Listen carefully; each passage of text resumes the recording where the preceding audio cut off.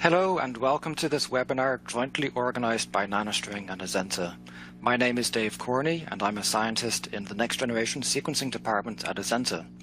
We have a couple of great speakers to talk about applications of the NanoString GeoMx digital spatial profiler and its use in basic and translational research. For those of you unaware, Azenta is a recently rebranded company that joined together several companies under the Brooks Life Sciences, including GeneWiz, as a single company. Azenta offers a variety of solutions throughout the R&D, preclinical, and clinical phases. This includes genomics, sample sourcing, on and off-site storage, automation and logistics, and consumables. Today, we will be highlighting the comprehensive range of genomic services that Azenta offers, with a focus on spatial transcriptomics and proteomics using the NanoString GeoMx platform. Our first speaker is Dr. Laurie Mull, Senior Field Application Scientist at NanoString Technologies. Laurie is a NanoString scientist supporting pharma customers on the East Coast of the US. Previously, she managed the applications laboratory at Canon Biomedical and also served as a technical application scientist for nearly 9 years at Origin Technologies. Laurie will introduce the GeoMx DSP platform and this groundbreaking technology. Before I pass over to Laurie, please know that attendees may ask questions at any time by typing them in the Q&A box found on the lower left of your screen. We will answer the questions in the order that they are received. With that, Laurie, over to you. Thanks very much, Dave. I'm really excited to be here today to talk about GeoMx technology, especially with the great team from Azenta and also Dr. Matoso. So let's get started on how GeoMx works and what it does for you. And to begin with, for anyone who's not familiar with NanoString Technologies, our company is headquartered in Seattle, Washington, where we've been for over 19 years. And we actually expanded recently, so we have additional manufacturing capabilities in Bothell, Washington as well.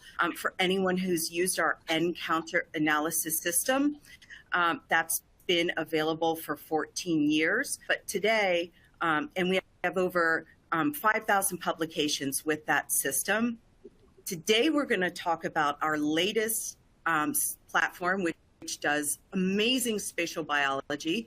And this was launched in 2019. And to date, we have more than 100 research publications with the GeoMx. If I told you you could get both imaging data and high-plex protein and RNA information from one system, that's what GeoMx can do for you. So you don't have to choose between microscopy or bulk analysis. In fact, what you can do is use the GeoMx system, which preserves your tissue's integrity. So what you see here on the left-hand side of the screen in the box is a tissue section that's been stained with pan-cytokeratin, and it's false colored in purple, and this indicates epithelium or tumor cells. And those antibodies that it was stained with are attached to fluorophores. In addition, it's been stained with CD45, and that's to highlight cells of the myeloid lineage or immune cells. And those are colored in green, as you see here in the upper left corner. The circles are regions of interest that our scientists put down so that we could assay specifically what's happening within these different parts of the tissue. And we can assay that information either high-plex or, in this particular experiment, lower-plex. So you can do whole transcriptome over 18,000 targets within this 300-micron circle, or you can do protein with perhaps an N-counter readout. So you can do 96 targets of protein expressed within this circle. This particular experiment was designed to show you concordance between what you see at the level of the tissue architecture or tissue morphology, and the quantitative level where we're detecting RNA and protein at the same region. So we're looking for concordance. In the green stained or CD45 positive region that is in ROI 7, there is a high number of counts, over 7,000 for CD14, and then there are also high counts for other immune cell markers. This is concordant with what you see fluorescently in the imaging. For ROI 10, this is right in the middle of our epithelium or our tumor region. It's stained brightly for pan-CK, and in fact, when we look with different protein antibodies or different RNA markers, we can see that there's extremely high concordance with what we're seeing with our naked eye, and that this is a highly proliferative region because it's high in Ki67 as well. We have a proof of principle paper that was done by Chris Merritt et al. In Nature Biotechnology, and I encourage you to check that out if you're interested in learning more about how GeoMx works. The secret to our platform is right here in this UV photocleavable linker. So if we want to detect protein, we use antibodies that specifically bind to that protein, and the antibody has a DNA oligo that contains a specific barcode attached to it via a UV photocleavable linker. On the RNA side, we do the same principle, but instead of using an antibody, we use an ISH probe. Again, it's got a unique DNA barcode that's assigned to each transcript, has its own unique barcode. And so to do a DSP experiment, you will stain your tissue with morphology markers, and these can be antibodies conjugated to fluorophores, or they can even be RNA scope probes. And you can combine 4 different fluorescent channels so that you can get the absolute optimal viewing of your tissue's architecture and landscape. You will also stain at the same time with the profiling or detection reagents. If they're ISH probes conjugated to DNA oligos, you'll detect RNA. And if they're additional antibodies that you can't see, but they are conjugated to barcoded oligos, you'll be able to detect at the protein level. Once your sample's been processed this way, it's ready to go into the GeoMx instrument. When the instrument has scanned the tissue, which you see here in this cartoon image in the middle, at step 2, you now have a fluorescent view of your tissue. You know the morphology, and based on that morphology and the architecture, you're able to choose which regions of interest on the tissue you want to interrogate so that you can address your hypothesis. Once you've chosen those and approved them, the instrument will completely take over.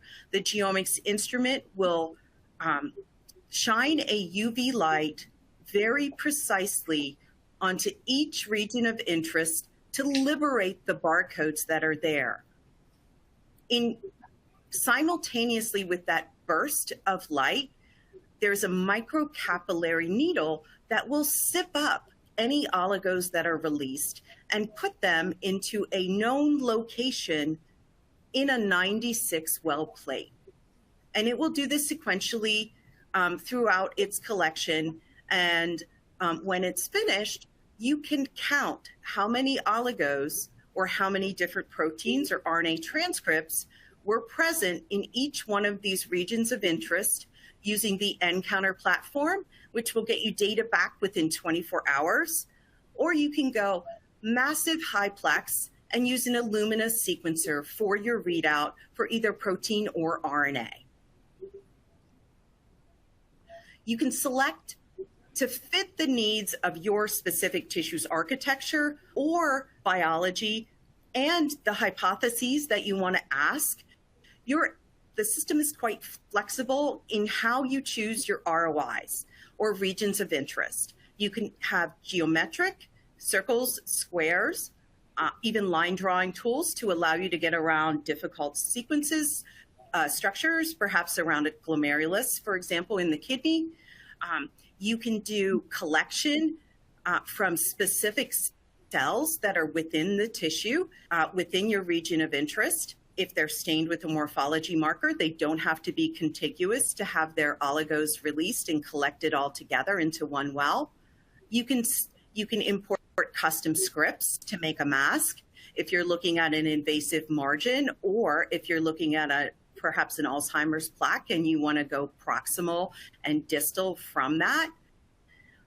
We also have the ability to drop a grid if you want to do straight up discovery. You can drop grids that are circular, are made with or squares, and the spacing and the size of those grid features are absolutely up to you. This ROI here is one of my favorite images done with the GeoMx. It's a 300 micron geometric ROI that was created on colon cancer. The staining that you see in gold is pan-CK, pan-cytokeratin, and the staining that you see in purple is DNA or stroma. So we have tumor versus stroma. And the GeoMx itself used the fluorescent marker to draw this incredibly complicated mask so that it will shine a UV light very precisely and collect all the oligos, all the barcodes that are on the gold stained region into a single well. And then it will come back, do the alternate mask, and collect everything from the stromal region into an additional well. And the reason we're able to do this is due to the digital micromirrored device that is inside the instrument. In fact, there are two in there. Each DMD contains 1 million 1 micron square mirrors. And so we have overall 2 million mirrors, allowing us to focus that UV light extremely precisely. And in contrast to other techniques, your tissue won't be harmed in this. It's not removed, it's not dissected out, only the light hits the tissue and the oligos are released. The NanoString GeoMx platform has been thoroughly validated for FFPE tissue, and by now, within our technology access program lab, we've done over 800 projects, as well as all the projects that our customers out there have done. We work with a huge range of sample types that even goes beyond TMAs and core needle biopsies. We've done bone marrow trophines.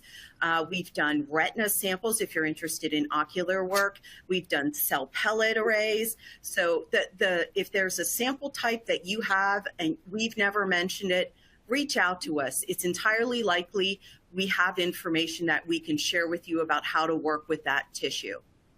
So our GeoMx here, you can get quantitative data either on protein or RNA from your tissue sections. You can get a very, very ultra fast result with a maximum plex of 96 on the nCounter platform, or you can have unlimited plex with an Illumina NGS readout. And that's true for RNA, and that's also true for protein.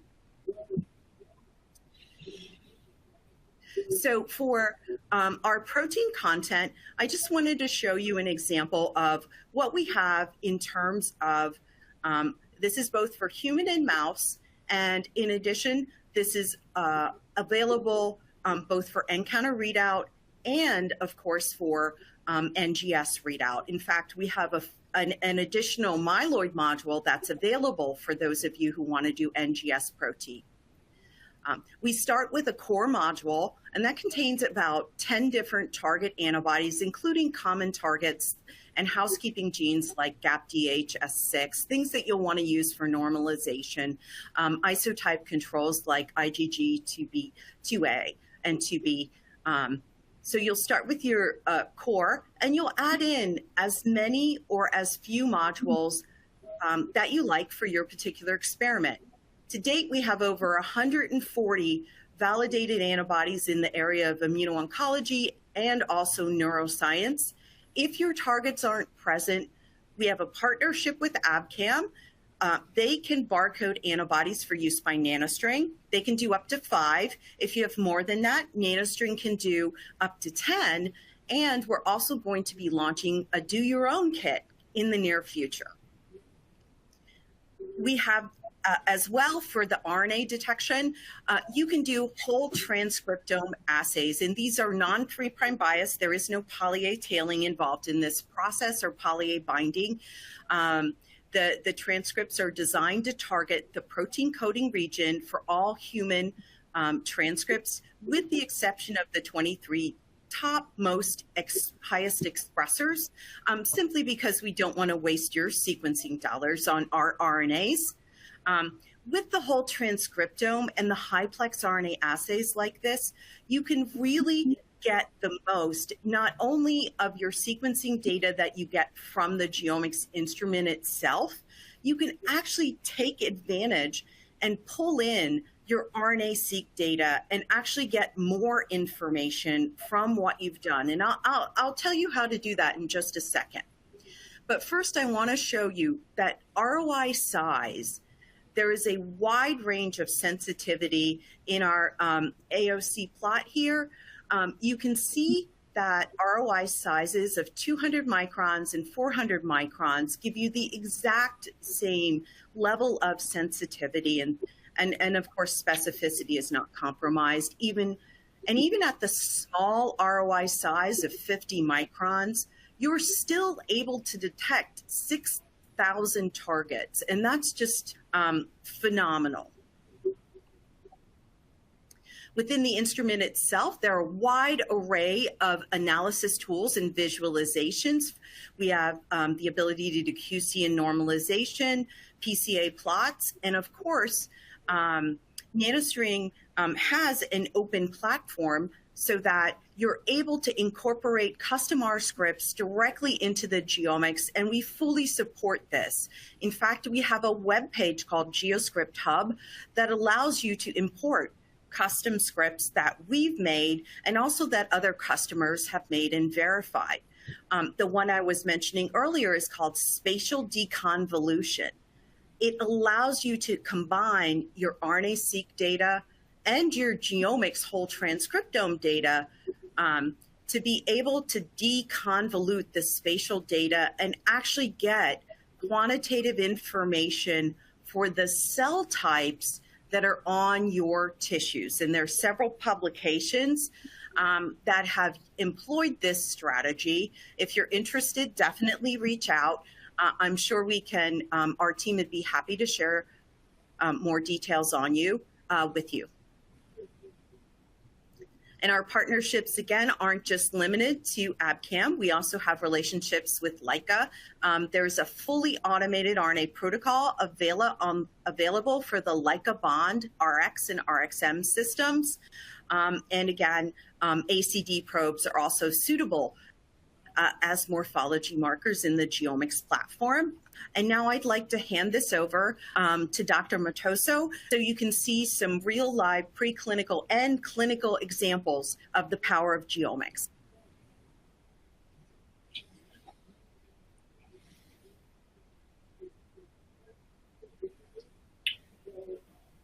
Okay, do I go ahead? Thank you, Laurie.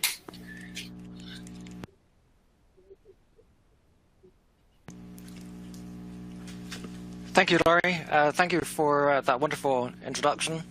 So as Laurie said, our next speaker is Dr. Andres Matoso. Dr. Matoso is the Director of Immunohistochemistry and an Associate Professor of Pathology at Johns Hopkins University. He received his MD from the University of Buenos Aires, followed by postdoctoral studies at Cornell University and residency in anatomic and clinical pathology at Brown University. His interests include molecular alterations associated with bladder cancer development and the characterization of rare urologic tumors. Today, he will talk about a collaborative effort between Azenta and his laboratory to use the GeoMx platform to characterize sarcomatoid urothelial carcinoma. Dr. Matoso, over to you. Thank you, David, and thank you everyone for giving me the opportunity to present my research here today with this group. So I'm going to talk about histopathological and DSP immune microenvironment characterization of sarcomatoid urothelial carcinoma. As a way of introduction, sarcomatoid urothelial carcinoma is a histologic variant of urothelial carcinoma with an epithelial and mesenchymal component. Now, the mesenchymal component is part of the tumor. Unlike other mesenchymal components that can be seen in as accompanied to the carcinoma, here the mesenchymal component is part of the tumor. This is a very rare tumor and accounts for 1 to 0.3% of urothelial carcinoma. It affects predominantly older adults.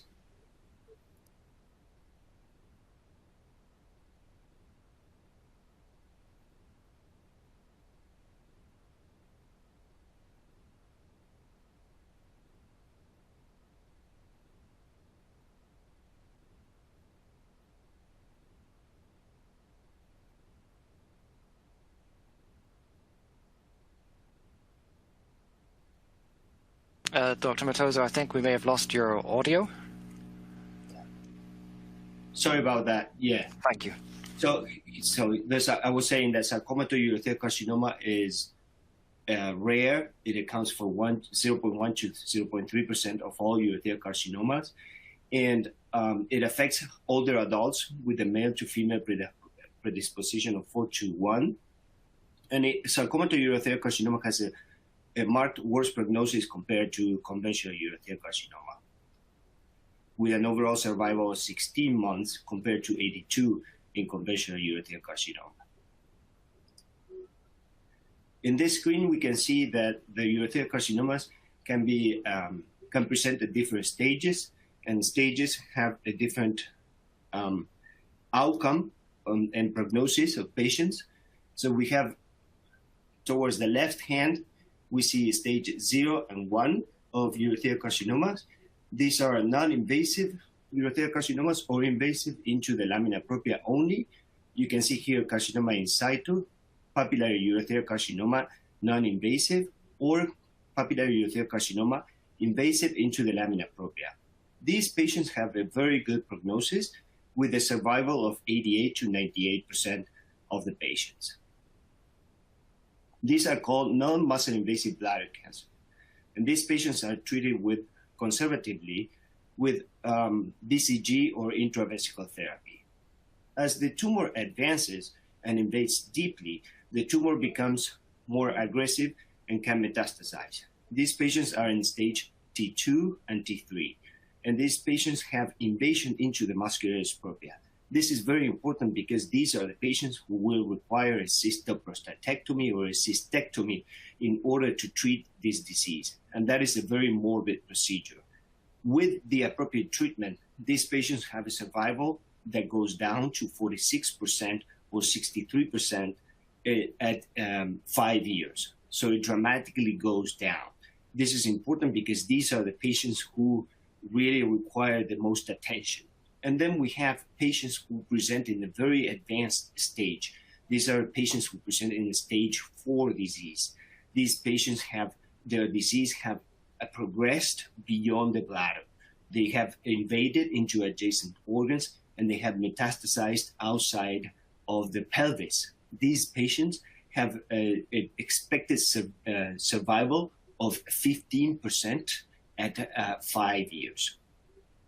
For these patients, the treatment is chemotherapy or immunotherapy.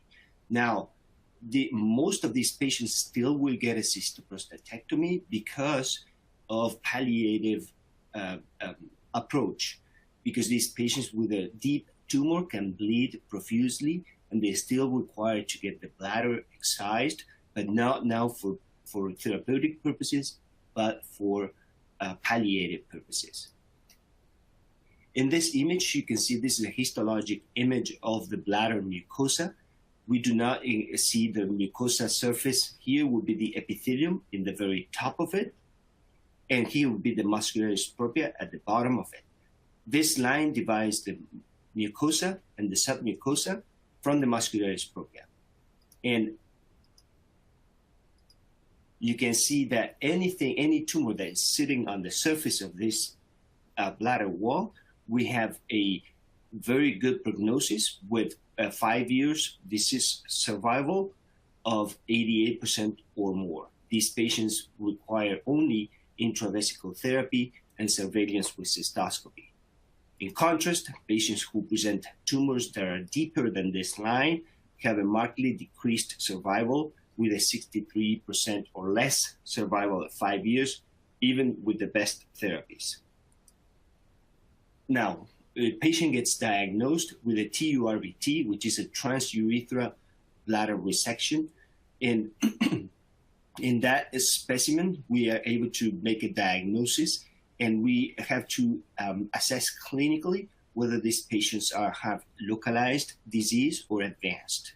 If they have localized disease into the bladder or the pelvis, then those patients are candidates for a cystectomy if they have invasion into the muscularis propria, as I just explained. And then in this radical cystectomy plus lymph node dissection, we will be able to identify the right, the final pathologic stage, and then design the prognosis and establish the prognosis and design therapy. Approximately 25% of patients who clinically are thought to have disease limited to the muscularis propria of the bladder will be upstaged after a cystoprostatectomy, meaning that they will find either positive lymph nodes or the tumor was beyond the bladder but was not seen in image studies. So in the treatment of bladder cancer gets separated into 3 groups. The top is the non-muscle invasive bladder cancer. This is the superficially invasive or non-invasive at all. These patients get treated only with cystoscopy and in a transurethral bladder tumor resection. They also get intravesical therapy, most commonly with BCG, but they can also do intravesical therapy with chemotherapy and interval cystoscopy to monitor recurrence, because these patients have what is called a field defect, and the entire mucosa of the bladder will have similar genetic alterations, and they can develop later tumors as the time goes by. And this is why the bladder cancer is probably the most expensive cancer to treat and to follow, because these patients have to be followed every 3 or 6 months, depending on the grade and the amount of disease that they have.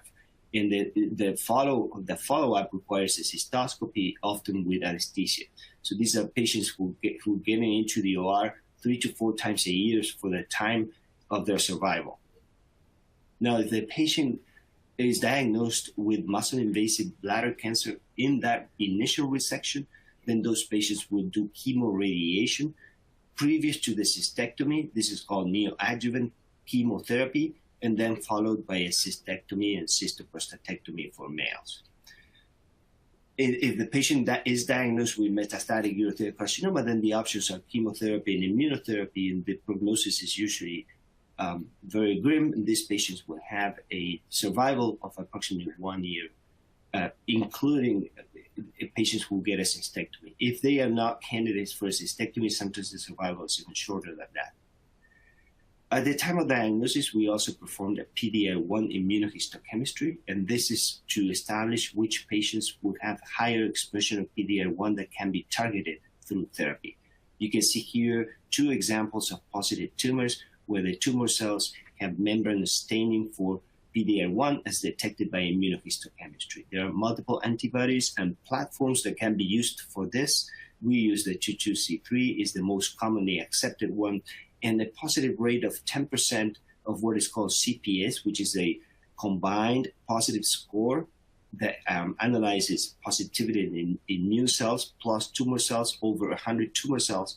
So if it's higher than 10%, those patients have a higher likelihood to respond to immunotherapy, and therefore those patients would be selected in for that therapy. If the marker is less than 10% positive, then some of those patients might still respond, but they might do just traditional chemotherapy as opposed to try immunotherapy.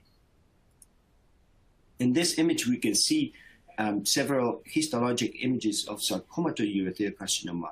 We see here one that is not as cellular as the others, with a more sclerotic interstitium, meaning the space in between the tumor cells. You can see the tumor cells are spindled and pleomorphic. In this one in the center, we see an example that is more cellular than the previous one, but is similar in morphology. Spindle cells going in different directions. This does not resemble any particular tissue of the human body or any particular tumor. And here we can see one that is more inflamed. Here, right here, we see one that has more of a myxoid interstitium. All of these are grouped as sarcomatoid carcinoma, where the spindle cell component is non-specific for any particular name.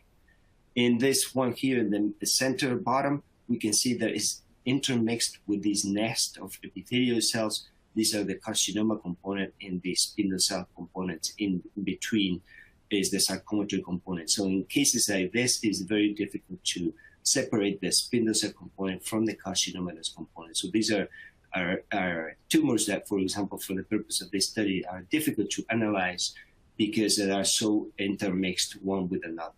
And in this particular example, we see that the tumor is making cartilage. This bluish matrix is the cartilage. So this would be what is called the heterologous differentiation within sarcomatoid carcinoma. And in this particular case, the tumor is making chondrosarcoma, which is a sarcoma of the cartilage.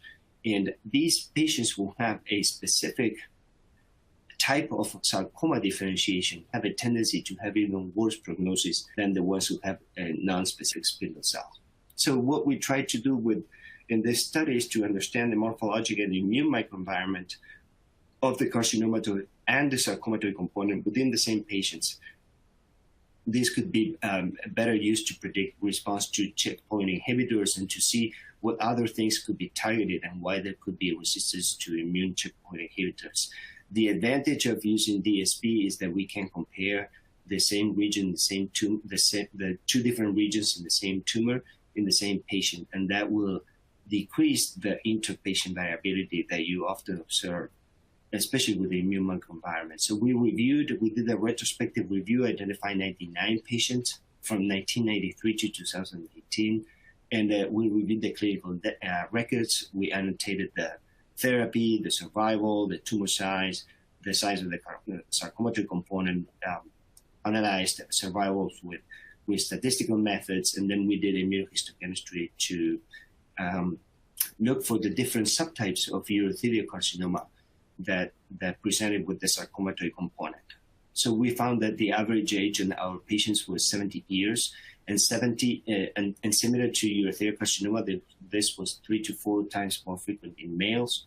In 30% of the patients, the TURBT did not identify a sarcomatoid component. This is very important because the sarcomatoid component, if not seen in the TURBT, which is the initial procedure, then it will go unnoticed, and then it could be that this patient is not stratified accordingly for the risk of this aggressive behavior.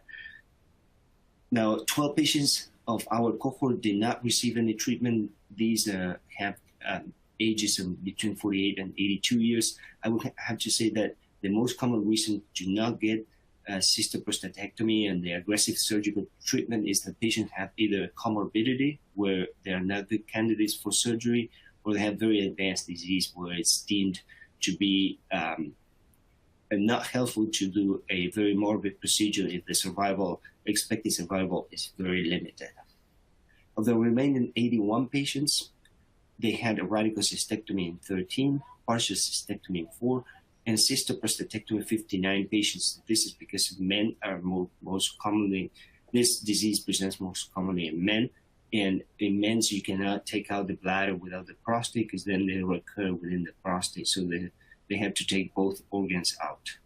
And then pelvic exenteration was the procedure in 5 patients. And these are patients where the bladder is attached to other organs, and therefore they have to remove adjacent organs like rectum in order to have a complete surgical removal of the cancer.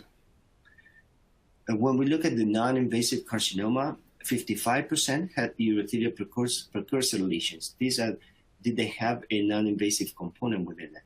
And approximately 5 of them did have a non-invasive component. Notably, 76% that non-invasive component was CIS, with 35% was non-invasive high-grade papillary urothelial carcinoma, and 4% was low-grade papillary urothelial carcinoma. So some, in a very minority of the cases, even though the sarcomatoid is a very aggressive disease, the precursor lesion can be a low-grade tumor. In 27% of the cases, the sarcoma were pure sarcomatoid urothelial carcinoma, where the entire specimen is a spindle cell morphology. And this happens because the sarcomatoid can be so aggressive that it takes over, and then all you're seeing is sarcomatoid. So it goes a lot faster than any of the other components. So it originates most commonly from just a regular urothelial carcinoma, but sometimes by the time you detect it, it has taken over the other components and all you have is sarcomatoid. In 73% of the cases, is mixed with urothelial carcinoma. The epithelial component in 73% of the cases are associated with urothelial carcinoma. Now, suppose that these are mixed. Of the mixed, the majority of them are associated with just urothelial carcinoma. But in 30% are associated with other variants, meaning that just like sarcomatoid is a variant of urothelial carcinoma, this sarcomatoid can be part of a tumor that shows other type of variants differentiation. The most common is squamous cell carcinoma, but some patients would also have glandular differentiation or have an adenocarcinoma component, or the tumor can show micropapillary features, or small cell carcinoma, which is a neuroendocrine tumor, or anaplastic or large cell carcinoma. The sarcomatoid component in 88% of the cases was the non-specific malignant spindle cell type, and only 12% had the heterologous element. And as I mentioned earlier, this heterologous differentiation in a particular type of sarcoma, for example, angiosarcoma, chondrosarcoma, they have a worse prognosis. So the average size of the tumor was 6 centimeters. But when you compare the patients who received a chemotherapy versus those who didn't receive chemotherapy prior to the surgery, the ones who received chemotherapy had a lower size, meaning it was 2.8 centimeters in average. And this is the rationale why chemotherapy is given prior to the surgery, is to be able to achieve negative margins and reduce the tumor burden prior to the surgery. The posterior wall, for some reason, was associated with the worst prognosis. This could be probably related to the fewer symptoms, because that's the freestanding wall. So it's possible that those patients will present with more advanced disease and they take a little longer to develop symptoms, as opposed to if they are in the bladder neck, where it might have more irritated symptoms and would present earlier. But we don't know with certainty why that is the case. The immunohistochemistry that we performed, there is a classification of urothelial carcinomas that separate them into luminal and basaloid phenotype. This is similar to what it's being done with breast carcinomas, and GATA3 is used as a surrogate marker of luminal phenotype, while cytokeratin 5/6 or high molecular weight cytokeratin is a marker of basal phenotype. So we found that we had all three possibilities, that they were either luminal, that they were basal, or they were double negative for the markers. And the double negative, meaning that they were both GATA3 and CK5/6 negative, sarcomatoid urothelial carcinoma had a better overall survival compared to the other groups. And this is an information that we are gathering just to characterize them, but we do not know what's the significance of this. It's just that the double negative had slightly worse survival when you compare it to the other groups. In terms of the T-stage presentation, we see that only 6% of the patients presented in a T1. In the group, when I showed the stages, this will be the more towards the left. So only 6% of patients have T1 disease. Now, this is the opposite as conventional urothelial carcinoma. Conventional urothelial carcinoma most commonly presents in early stages as opposed to sarcomatoid. And that is probably the reason why there is such a difference in the survival. Because when you compare stage by stage, the survival of sarcomatoid urothelial carcinoma is not markedly worse than conventional urothelial carcinoma. The difference is that conventional urothelial carcinoma has an average survival of 82%, because most of them, 75% of them, present in a non-invasive stage or a superficial invasion. This would be 6% only in sarcomatoid. And then 31% present with the T2 tumor, and 41% T3, and then T4, which is invasion into the adjacent organ. 15% of the patients present like that. The median overall survival in our cohort was similar to what the literature indicates.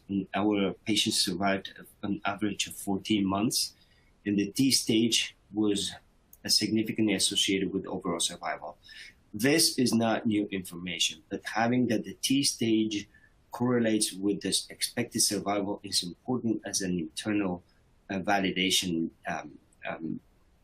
metric, meaning that if this correlates as expected, that there is a negative correlation with more advanced stage and survival, that indicates that the data that we are collecting is reliable.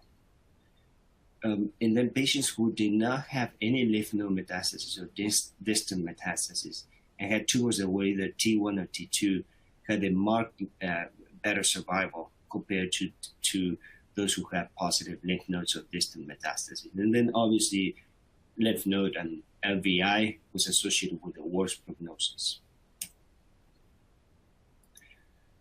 And here you can see the survival curves. You can see here the sarcomatoid urothelial carcinoma in a pure form associated with invasive conventional urothelial carcinoma, associated with papillary carcinoma, with squamous cell carcinoma or other. They had no significant survival differences. But here the ones who have heterologous elements, meaning they have chondrosarcoma, angiosarcoma, or other specific differentiation, have a markedly worse prognosis.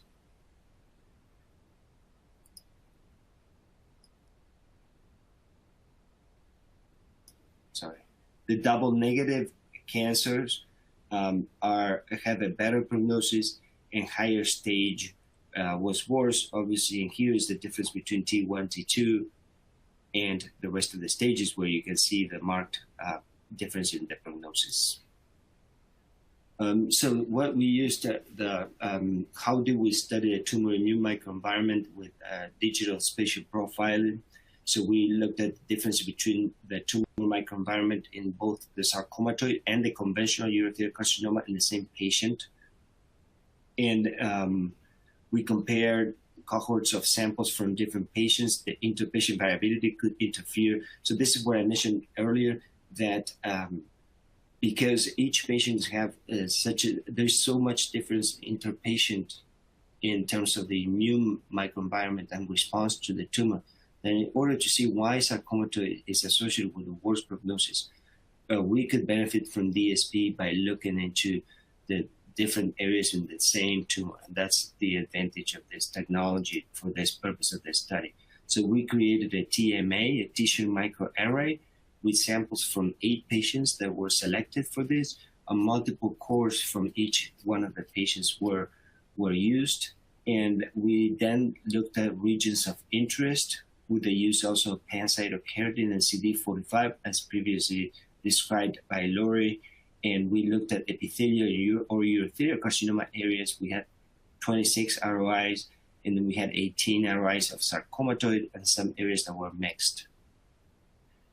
We opted to use the Cancer Transcriptome Atlas to profile 1,800 cancer-related genes, including those involved in immune and microenvironment pathways.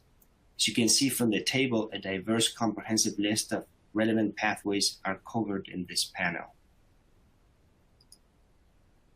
In this image, we see a high-power view of one of the cores that was present in that TMA. You can see in the upper left corner, the epithelial component, there is the carcinoma.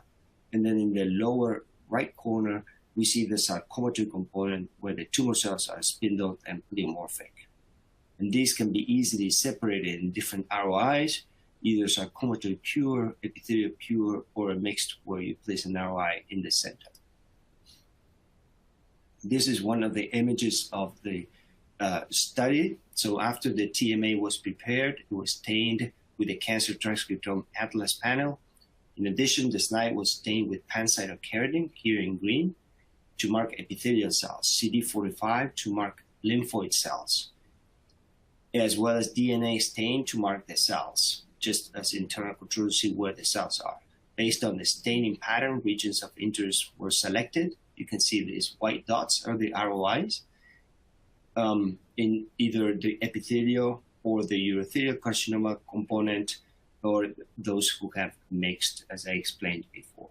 And you can see that in a single slide, we had 59 ROIs times 1,800 genes. So you can have 106,200 spatial expression data points from a single formalin fixed paraffin embedded slide.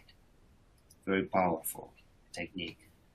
First, we performed a differential gene expression analysis between the epithelial and sarcomatoid regions of interest. We see here a volcano plot with the number of differentially expressed genes highlighted. We immediately noticed that there were multiple differentially expressed genes involved in extracellular matrix related pathways. You can see that here. The extracellular remodeling pathways will express more collagens-related genes and the cytokeratins in the epithelial related genes. Next, we perform a pathway analysis consistent with the previous slide, where we observed multiple collagens among the differentially expressed genes. Extracellular matrix organization and collagen degradation were among the most statistically significant differentially enriched pathways between sarcomatoid and epithelial ROIs.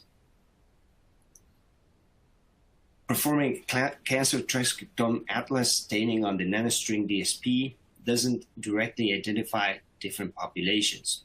With this expression, we can use the expression of cell type specific markers within CTA datasets to infer the presence of different cells in each ROI.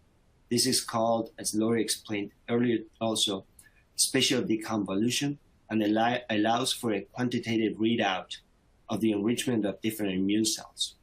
We deploy this spatial decon algorithm on our datasets and observe that macrophages and fibroblasts, here are the macrophages in green and the fibroblasts in gray, are preferentially expressed in cases of in the areas of sarcomatoid when compared to the epithelial component. So what is the role of the macrophages? This was the main difference. We looked at a lot of other things, T cells, CD4, CD8, and there were no significant difference, but macrophages and fibroblasts were. So why is that important? Well, in most tumor, macrophages are of the M2 phenotypes. So macrophages can have an M1 or an M2 phenotype, and the M2 macrophage will favor tumor growth and metastasis or progression. As they arrive, the macrophages are M1 with a pro-inflammatory phenotype and cytokine profile.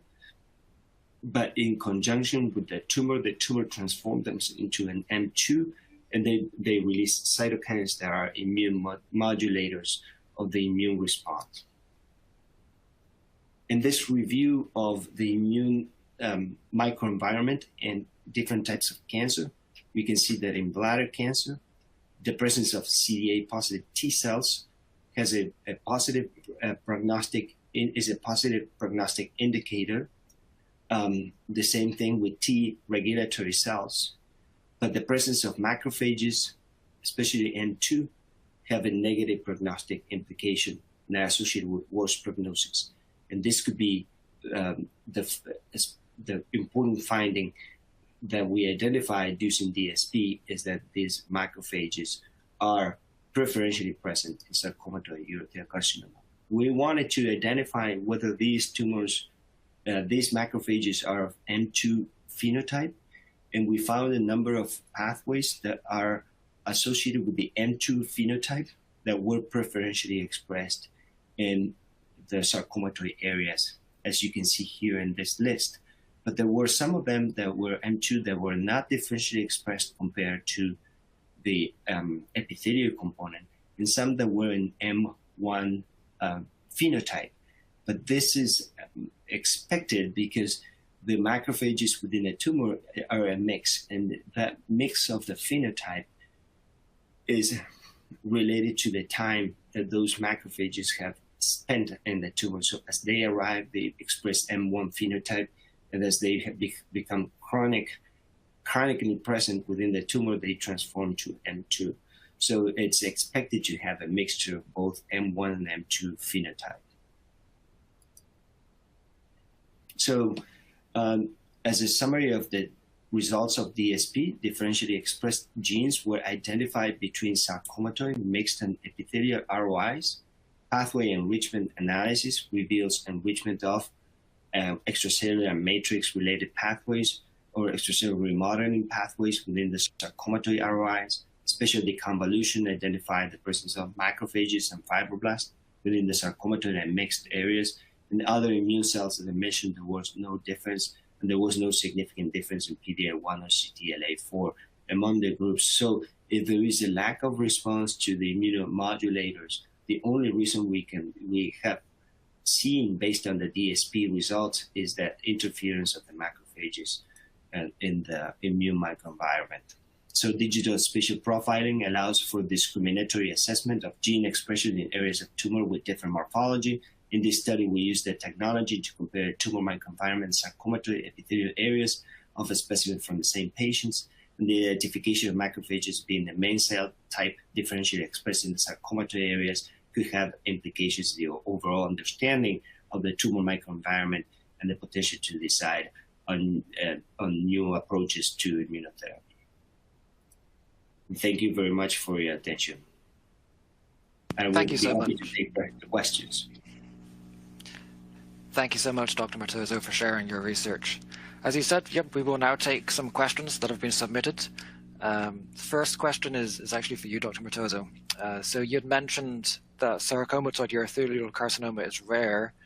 Can you comment on how it presents differently to typical urothelial carcinoma? Yeah, the clinical presentation is the same. So the clinician wouldn't be able to tell this patient has a sarcomatoid carcinoma. So the patients will present most commonly with hematuria or with some lower urinary tract symptoms, meaning pain or discomfort in the lower abdomen. And the only way to tell whether there's sarcomatoid or not is once you do an endoscopic resection. So the first step would be the urologist would say, okay, you have hematuria, they're going to take you to the OR and look into the bladder and then take some tissue. That is the opportunity to diagnose sarcomatoid urothelial carcinoma right there, but the urologist wouldn't be able to tell. It would be the pathologist who would make that diagnosis.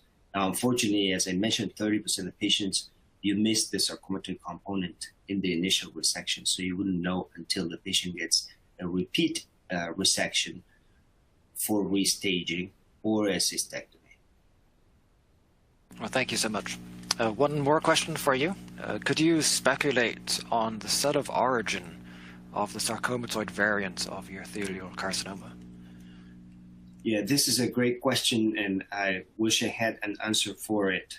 The urothelial carcinoma, as I mentioned, also has many variants morphologies. It can differentiate into squamous, micropapillary, small cell, and others. So it's a very flexible tumor that will show differentiations in many different types. And sarcomatoid is one of the differentiation subtypes, and it happens to be a more aggressive one, similar to small cell carcinoma or micropapillary carcinoma. So these are variants that are known to be more aggressive. Now, the significance of this is that those patients, even in early stages, they might be offered a cystoprostatectomy or a cystectomy at the beginning because they most often present in advanced stage. So even if you're seeing it that invades superficially only, with the data that I'm showing you, that 95% of the patients present in more advanced stage, then those patients will be offered a cystectomy in advance. Where do these sarcomatoid cells come from? I guess we have to touch into the concept of cancer stem cells and their plasticity into the different lineages differentiation. And there is evidence, molecular evidence, that these components within the same tumor share some molecular alterations. For example, RB mutation or retinoblastoma gene mutation that indicates that they're clonal with their epithelial components. So they're coming from the same cell of origin, and it's thought to be epithelial. That's why it's called carcinoma, but that is not 100% proven. That's the belief right now, because they express cytokeratins and they have common genetic abnormalities with the carcinoma component, so it's known to be a clone from the carcinoma. Well, thank you so much. Well, that's all the time that we have for questions. I want to thank both of our speakers today for presenting their wonderful research, and I want to thank all of our attendees for taking the time. Hopefully this has been useful for you, and have a great day. Thank you, David, and thank you, Lori, and thank everyone for the opportunity to be here today. It was a pleasure.